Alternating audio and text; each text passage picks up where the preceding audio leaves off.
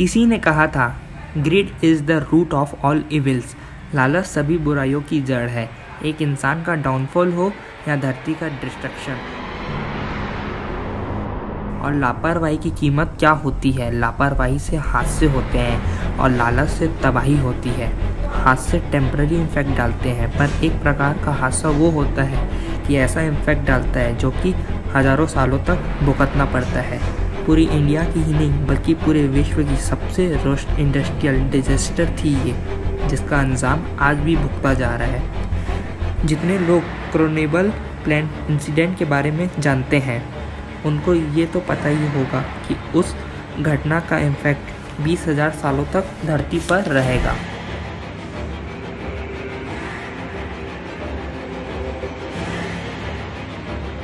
पर ये घटना भारत के हार्ट पे बहुत समय के लिए छोड़ के चले गई। इनफैक्ट तब तक जब तक ये धरती रहेगी।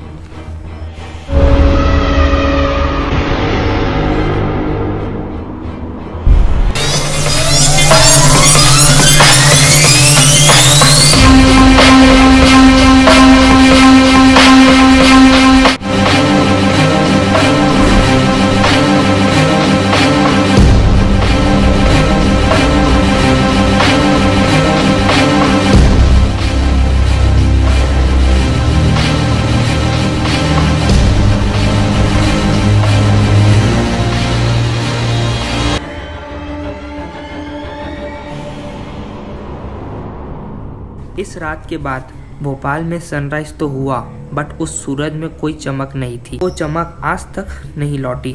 चमक लोगों के चेहरे की खुशी की, वहाँ के तंदुरुस्त बच्चों की चमक।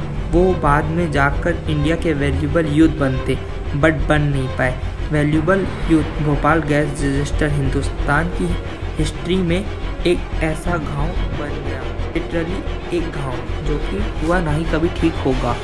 कई अनटोल्ड बातें जो कि जब दुनिया के सामने आई तब हमें बार बार याद दिलाती है, इंसान ही अपने पैर पर खुद ही कुल्हाड़ी मारता है।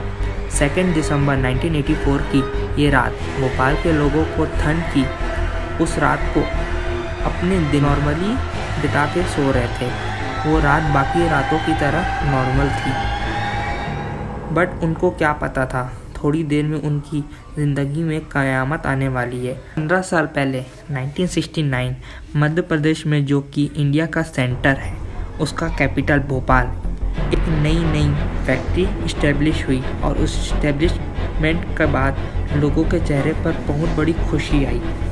भोपाल के लोगों उस समय हार्डकोर की नीड थी, वो है नौकरी, क्योंकि उस टाइम जॉब के लिए हर कोई डिस्परेट था। कार्बाइड इंडियन लिमिटेड एक पेस्टिसाइड बनाने वाली कंपनी थी। किसे पता था कि कीटनाशक बनाने वाली कंपनी ही भोपाल के लोगों को नाश कर देगी। अक्सर लोग पैसों के लालच में क्या सही और क्या गलत यही भूल जाते हैं। नॉलेज अवेयरनेस की कमी से चलते पैसों को ही लोग टॉप प्रायोरिटी देने लगते हैं और कभी कभी लापरवाही में आकर अपनी जान से भी ज़्यादा प्रायोरिटी। लोगों को केमिकल के बारे में मालूम नहीं था, बस इतना मालूम था कि ये पैसा मिलता है हमें और ये काम थोड़ा ख़तरनाक है। यूनियन कार्बाइड में काम करने के लिए मरते थे और कंपनी में लापरवाही भी लालच दोनों थी।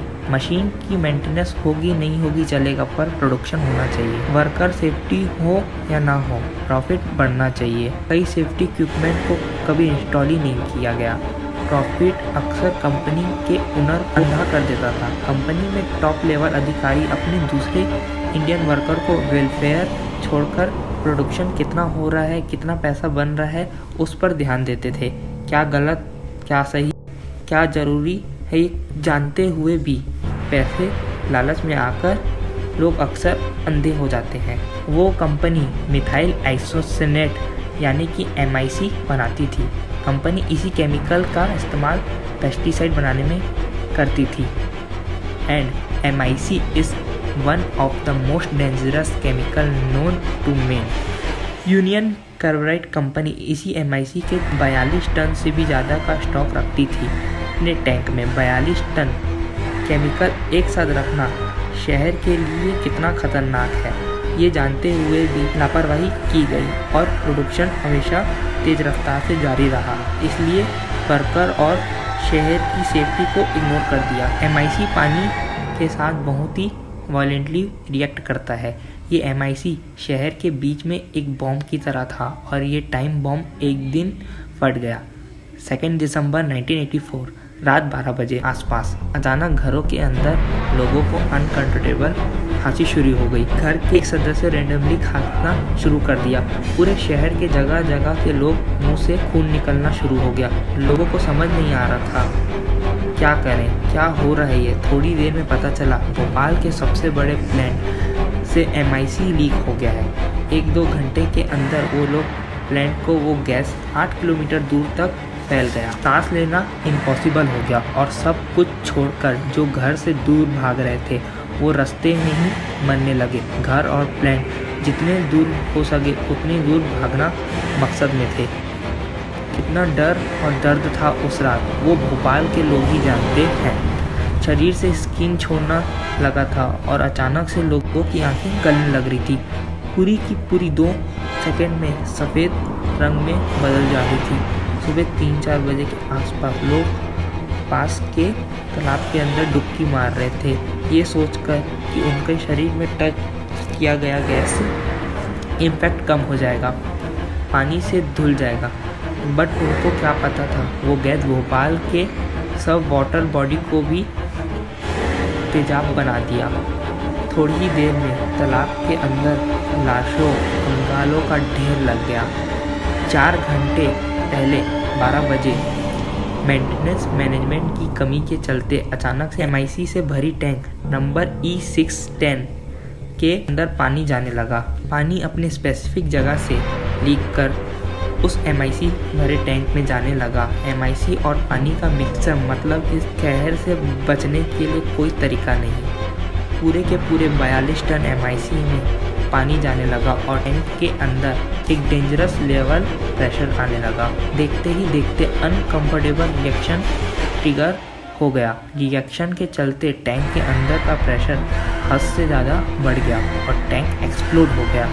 उसके अंदर से ही 42 टन MIC एटमॉस्फेयर में एस्केप कर गया। MIC शरीर में घुसकर खून के साथ मिलकर फेफड़ों के पर बहुत ज़्यादा फोर्स के साथ प्रेशर डाल रहा था, जिससे सांस लेना नामुमकिन हो गया था।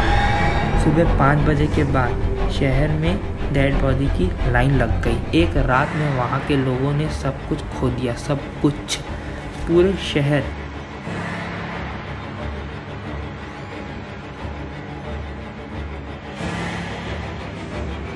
लाशों से भीग गया। रेलवे ट्रैक, तालाबों में, घरों में जानवरों और इंसानों की लाशों से पूरा भोपाल घेर गया था। इस घटना के चलते भोपाल के लोगों ने एक रात में घर खो दिया, अपने बच्चों को खो दिया, अपनी ज़िंदगी को खो दिया। पूरा इंडिया उस दिन कांप उठा था। करीब 2000 लोगों की मौत एक रात में हो गई थी।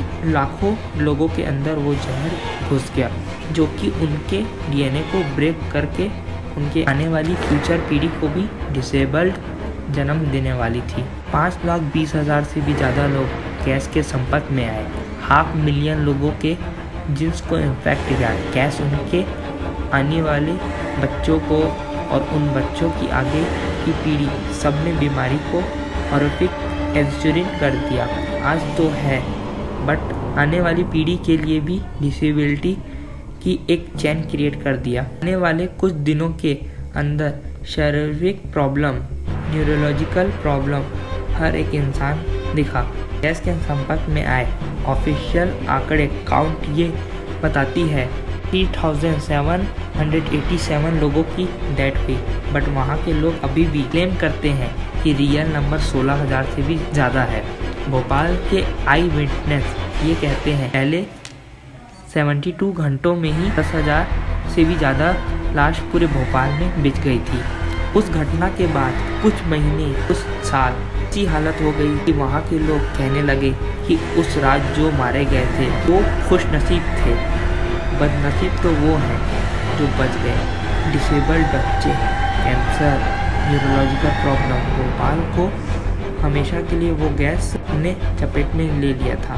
उस दिन घटना के इम्पैक्ट आज भी भोपाल में मौजूद है। भोपाल में डिफेक्टिव बर्ड्स के नंबर बढ़ा गए। कई बच्चे चेहरे पैदा होते हैं तो कोई बिना रोशनी के जन्म लेते हैं। वहाँ कुछ लोग हॉस्पिटल में रेगुलरली जाते हैं उसी गैस के चलते हुए बीमारी। प्लांट को जो कि डिजास्टर था वो वैसे का वैसे ही पड़ा हुआ है। और रस्ट और रस्टेड को आयरन आज भी देख सकते हो। उस घटना के दशकों बाद भी फैक्ट्री से दूर दूर तक ग्राउंड वाटर की हिस्से टॉक्सिक केमिकल प्रदूषित पाया गया है। इसलिए हैंडपम्प मोटर्स के थ्रू सिर्फ कुछ ही घरों में ही साफ पानी दिखता है। ज़्यादातर घरों में वही पानी निकलता है। दिखता तो साफ है बट उसमें आज भी कई एलिमेंट मौजूद हैं। तो 3 दिसंबर 1984 की रात को पूरे शहर के मौजूद हर एक चीज़ को टच कर गया था। Union cabinet chairman Warren Anderson 24 फरवरी 1989 इंडिया को 700 करोड़ इंडियन गवर्नमेंट को सौंप दिए थे।